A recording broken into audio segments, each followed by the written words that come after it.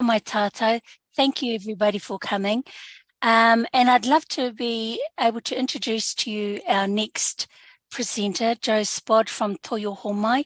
Her topic for this presentation is the LNAAT, and if you're not sure what that means, that's Literacy and Numeracy Adult Assessment Tool. Lost in automation, and that's with a question mark, and which means to me, kind of implies that we're going to be looking at this for detail. Jo writes Literacy and Numeracy Adult Assessment Tool.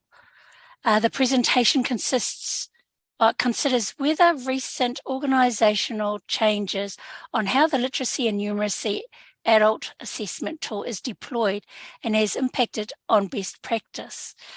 Has overall awareness and usage of the specially designed tools that we have in the sector cried out for dropped away? Specifically, Te Ata Hāpara, is this tool reading assessment option designed to better reflect Te Ao Māori, but is it being used?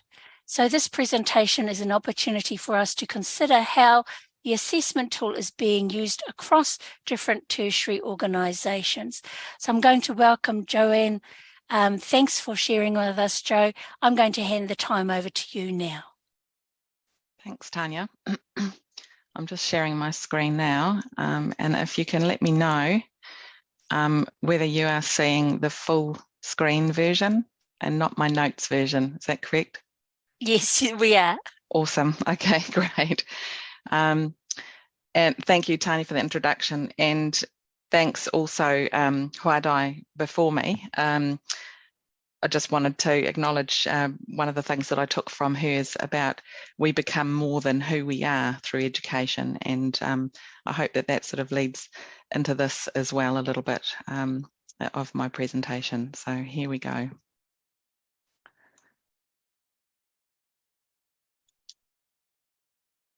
Hopefully, here we go. Just 1 second while I get myself sorted here. Okay. Just moving things around on the screen so I can get to the right buttons. 1 second. Okay. All right. Kia ora tātou. Kei whakatāne ahau e noho ana, kei toi Ohomai whakatāne ahau e mahi ana, ko Joanne Spod tōku ingoa. Tēnā koutou katoa. Good morning, everyone. I'm pleased to be joining you today from my home here on the Rangitaiki Plains, between Awakiri and Edgecombe to the east and west, and between the distinctive volcanic silhouettes there of Motuhora, Whakaari and Putawaki to the north and south of where I am right now. I'm based at the Whakatane Regional Campus of Toi Ohomai, Te Pukenga. I'm the sole student support or student success team member based at my small local campus, but I'm supported across our rohe by a team of really awesome people. I have a kind of double banger role as the regional engagement facilitator. And that's a hybrid learning facilitator and engagement facilitator role. So I could guess it really sort of incorporates the whole student and not just their learning. Sometimes I'm known as the one-stop shop of the Whakatane campus, and because in my role I typically wear many hats. Some of those are from literacy and numeracy assessment and support, to navigating StudyLink and financial support with students, pastoral care, and connecting students to other internal and external support services throughout their learning journey with us. Presenting online like this to a room full of colleagues is not usually one of the hats that I wear comfortably, so bear with me.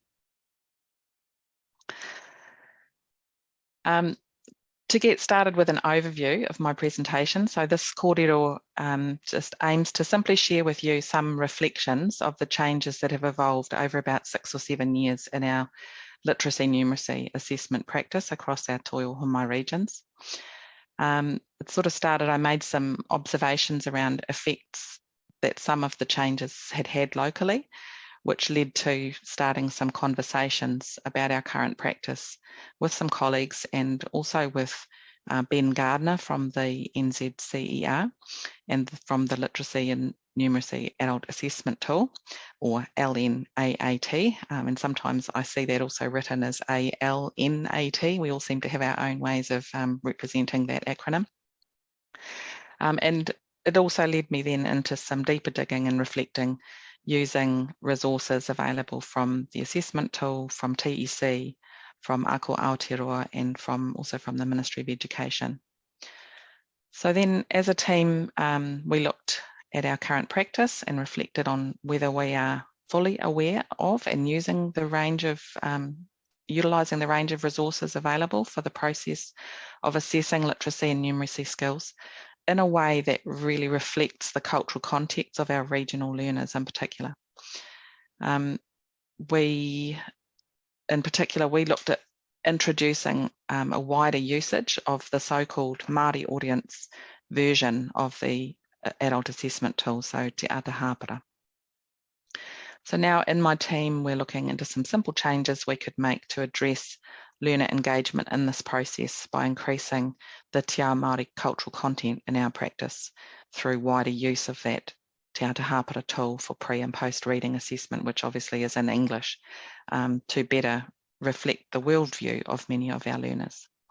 And then at the end, hopefully there'll be some time, as it would be interesting to hear a bit from you all, to know about what others are doing in this space, and maybe to consider what best practice looks like now. So that's an overview of what's to come. And here's looking back a little bit, so a bit of background to provide a bit of background first. So our team experienced the merging of two slightly different organisational approaches to literacy and numeracy assessment, and the way that the LNAAT was implemented back when we became Toi Ohomai in 2016, 2017. And since then, our team's procedural approaches have gradually evolved as our administrative roles and team structures have changed. The assessment tool administration has gradually become more centralised across our campuses, and various methods of assigning the group assessments and generating the assessment codes and monitoring the results have been trialled over those years. Procedural roles and responsibilities for facilitating the initial and the post assessments, analysing and summarising the results, and also sharing the feedback with the tutorial staff have also sort of shifted over time. And I guess that's been in line with support team and faculty staffing changes. And then, of course, over the past 3 years or so, there have been disruptions to our normal sort of operating processes, and I think a necessary shift in focus during the pandemic, as we've all grappled with lots of other priorities and demands. But I guess the biggest recent change has involved the integration of our EBS student database with the assessment tool to automatically generate those assessment groups and codes for the various campus cohorts of learners that we're required to assess. The reading assessments are generated by default to the adult version for all the learners, unless I think it's their date of birth that puts them in the age group that, to be considered, to be assigned for the youth audience version of the reading assessment, which is typically for the youth guarantee or STP or secondary tertiary pathway classes. Currently, as learning facilitators, we implement the assessments with the learners, and the tutors can then view their results or steps in EBS, and they're provided with a summary of the individual results, and then a discussion occurs around any additional support needs for their learners. The tutors typically no longer, well, in my experience, the tutors typically no longer access the actual assessment tool themselves to view their class results, and new tutors no longer receive their own login for the assessment tool, as the results information is viewed in EBS directly or shared by us, by the learning facilitators or LFs. So recently I began to wonder, where has the focus on the learner at the centre gone in all of these changes? My observation and experience at my local level has been that these changes appear to have moved us away from a more learner-centred approach, and I began to notice a shift in learner and even tutor engagement in the process. So over the years previously, I had also trialled myself being able to select the newer Māori audience version of the assessment for learners, when the tutor and I sort of together thought it would be maybe a more appropriate context for their particular groups. And my observation was that learners often found this version of the assessment more engaging and interesting. And I guess that was just really just sort of from the commentary and chatter that often went along with it. Spotting people they knew or places they knew, or pictures of marae, or just activities, things that were just more familiar to them. But now it seems that sort of through this automated process, we've almost lost the ability to choose this option independently. And more frequently, it seemed to me from feedback that I was seeing and hearing from learners and also from tutors, that our learners are not always engaging well or showing an interest really in the process of discovering their areas of individual strength and weakness. So I asked myself if we are doing enough to address and support our priority learners in this space through all of these changes.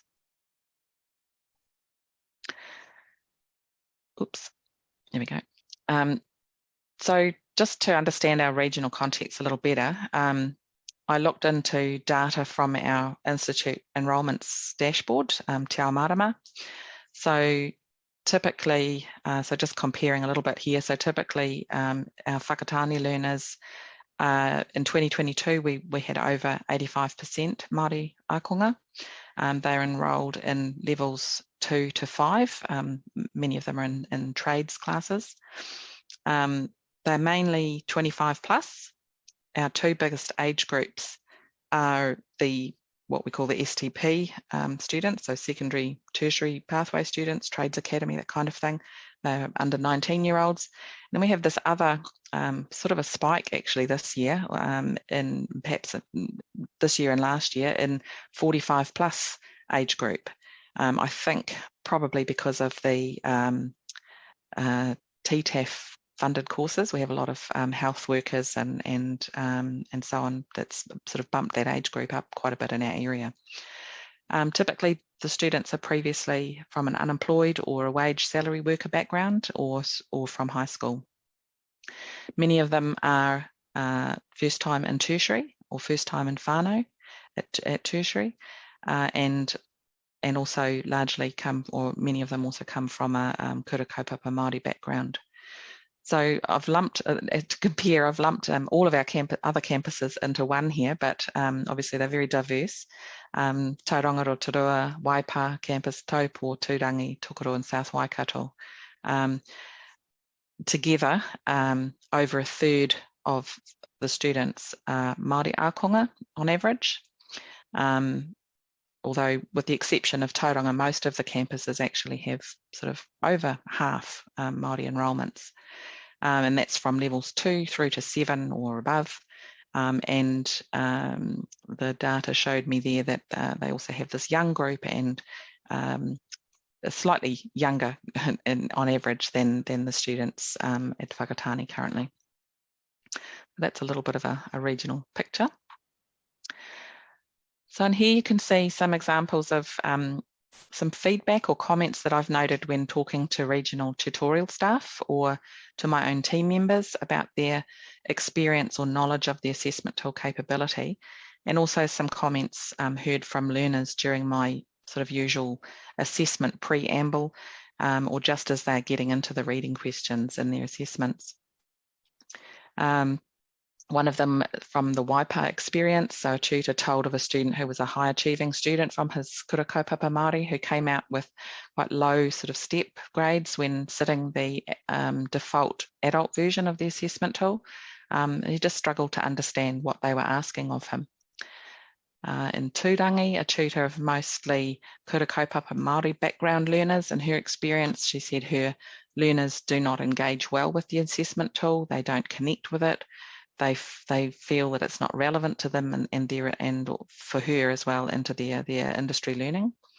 And when I was asking her about and talking to her about her current experience of the LNAAT for her learners, the tutor said, I'm just so grateful to know that there's someone else out there who's frustrated by the current LNAAT and its content. And I'm sure these comments aren't new. The taupo experience, a staff member had heard of the Māori audience version, but she thought it was an assessment in te reo Māori rather than in the context of te ao Māori. So that it was a language assessment tool in te reo. And in whakatane, my experience with students when told that, or when we're going through that they're doing this literacy and numeracy assessment, sometimes, or one particular learner had asked, is it in reo Pākehā? Because I'll probably fail it then. So, was just feeling that anxiety and just sort of a bit of worry about doing this assessment that felt like it was going to be maybe not a good experience.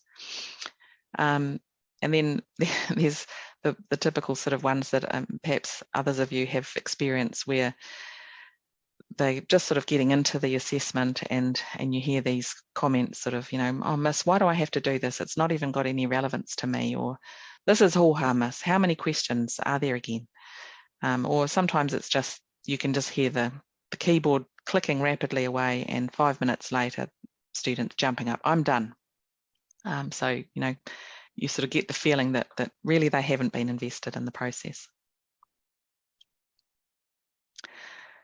So this diagram here is taken from a report from published by the Ministry of Education. It was a Tokoroa-based colleague who pointed me in the direction of this research report, Reading the World in Order to Read the Word, that some of you may have come across. It was published in 2017. And I just felt that this diagram in particular seemed to sort of closely reflect these engagement issues that I'd experienced.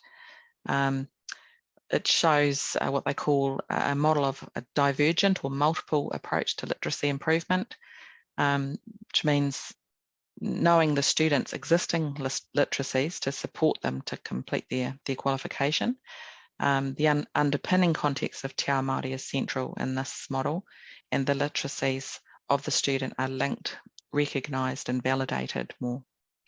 So I think all in this assessment process, including the student, will recognise that while the assessment tool measures just one particular aspect of their literacy skills, so reading and English, to help them in their chosen pathway, I think this model would propose a stronger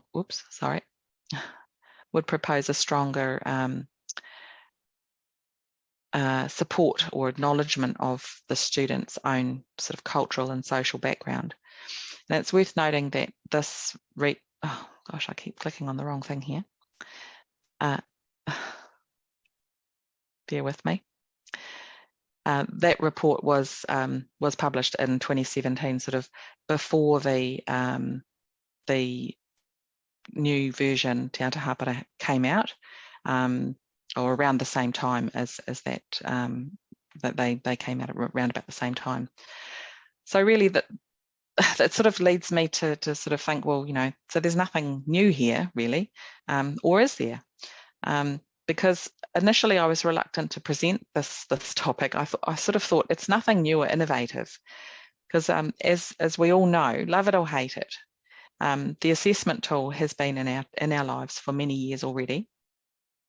But when asking around, I was surprised to discover recently how many, or that amongst my own sort of peers and team members, that many of them, or even most of them, had never heard of the Te Ata Hāpara version of the tool, or what its intended purpose is. And it's just sort of seemed to me that with all the changes in our procedures, that this resource had somehow perhaps become lost in automation. So I have to acknowledge some colleagues here, Ruth Thomas, Sue Murray, Justine Quenzel. They all persisted in their encouragement of this idea of mine. that as long as we need to use this tool, then it is worth talking about, particularly now in the face of our current sort of realignments with one another in Te Pukenga. So we ran some demos, or I ran some demos within our team within a hui using the training environment, the blue training environment you may have come across, with preview codes, educator preview codes, for the people, for my colleagues to try it for themselves and compare the different versions. So this was sort of for the ones that hadn't used it before. The reaction of others on the wider team so far has been supportive, including our team leaders, and so we're moving along with the idea of adding this version of the tool to our regular repertoire for 2023 by trialling it within the automated process, but making it the default version of the tool. So it seems to me that sort of through the growing pains of the mergers and with the automation of processes over time, and of course that pandemic that shall remain nameless, these things have all had their impact over recent years on the existing sort of knowledge and focus on what were relatively recently introduced procedures or tools, especially maybe amongst newer colleagues to the field. So I don't know about you, but I feel as if we may have lost sight a little bit of the learner behind these processes and the skills development that we are trying to help learners engage with and grow. Currently, through our integrated EBS system, which I understand some other institutes have also implemented, according to Ben Gardner at the NZCER, the regular adult audience version of the assessment tool is the default, which automatically assigns to most of the learners, with the exception of the youth audience version. And that's assigned based on their learners' age and typically their funding stream, so STP or Youth Guarantee learners. But with the ongoing priority focus on Māori and Pasifika learner engagement, and with the anecdotal learner feedback from earlier in mind, it seemed to me that with the desire to be more culturally responsive and supportive of our learners, then here is one purposefully designed tool already at our disposal that we could be making better use of. So just by slightly adjusting our current use of this tool, maybe we could better acknowledge and support or hold up our learners' worldviews. And in turn, hopefully this will engage a little bit better in the process of monitoring their progress and growing their reading literacy skills. And at the same time, maybe even stretching the worldview of all learners, including even maybe some of our academic staff. Wonderful. So according to Ben Gardner from the NZCER as well, across all institutes this year, relatively few assessments were carried out using the Te Ata Hāpara version in 2022. So he sort of, I don't have the numbers exactly, but he was talking sort of a couple of hundred assessments had been carried out, rather compared to several thousand or hundreds, thousands actually, of the other versions. So it seems that it's not really very widely used across the board, and yet a lot of thought has gone into its creation. This is true. Jo, I can give you one more minute. Okay, so what exactly is Te Ata Hāpara? So I've just got some details here that's taken straight from the TEC guidelines for the assessment tool. It's got the adult version is recommended for most learners, the youth, and the Te Ata Hāpara version where it says it can be used with any learners. And just as a side note, I came across a note saying that these guidelines are actually being reviewed and will be published shortly for 2023, so watch this space. This is really just in here just to sort of show you what it looks like. So we're talking about this red sort of coloured version here that you'll see on the assessment tool. And there's also a really awesome video that you can watch. It's about 4 minutes long. So if you get a chance to watch that, it is quite beautifully made, and is a great little sort of starter for students. Another video I came across from Ako Aotearoa was from Waitiaho Aho Emery, who was the designer of the tool. And these are the criteria they based it on, so that it was authentic, interesting, relevant to learners, follows the te ao Māori, kaupapa Māori, mātauranga Māori. It provides opportunities to learn something new for everybody. The text is slightly shorter length, with lots of photos. It's got larger, easy to read font, a range of questions, lots of colour and design. And it was designed to be available to anyone with no prior knowledge, no prior language knowledge required of te reo. Okay, so it does include some te reo, but there's always an explanation. Hopefully you'll be able to give us those links in the chats, please, Jo. Yep, they will be. Whoops, sorry. Thank you. Yep. So just very briefly then, our next steps are that we're trialling Te Ata Hāpara in 2023 as our default version. Just the EBS team is just working on some IT tweaks at the moment, even though we've been told it should be as simple as changing the drop-down box options. It's not quite working yet. And there was some great feedback, lots of positive feedback from people around this tool. Your presentation will be made available, won't it, on our webpage? Yes, I don't think I've sent it through yet, but I will send it through. Yep. So there's the links to the resources that I had used, and really that was it. That was the end. So over to you. It looks like we probably don't have a lot of time, but maybe we don't have time for questions. I'm sorry to say. No, that's okay. So maybe there are some comments in there. Thank you very much for your wonderful presentation. I just want to say to you, you've highlighted something that is hugely significant. I am taking that away and making sure that our team are aware of it. The one thing that I did take away from your presentation, Jo, is I picked it up as a te reo speaker, which is when speaking in English for our students, that is not synonymous with being able to write in English for our students, and which is probably the reason why there is some difficulty for our te reo students interfacing with the national assessment tool just being in English. So I'm so delighted about Te Ata Hāpara. I'm looking forward to having an examination of it myself. Everyone, that concludes our time. If you do have a question for Jo, please write it into the chats. I'm sure she'll hang around for a moment or two just to look at those questions, and we'll make sure that she will respond to those, send them through to us, and we will be able to post them out to you as a follow-up. Again, Jo, thank you so much for your presentation. It was delightful and we appreciate it so much. We've got a few minutes for everybody to make it to their next session. Thanks, everybody.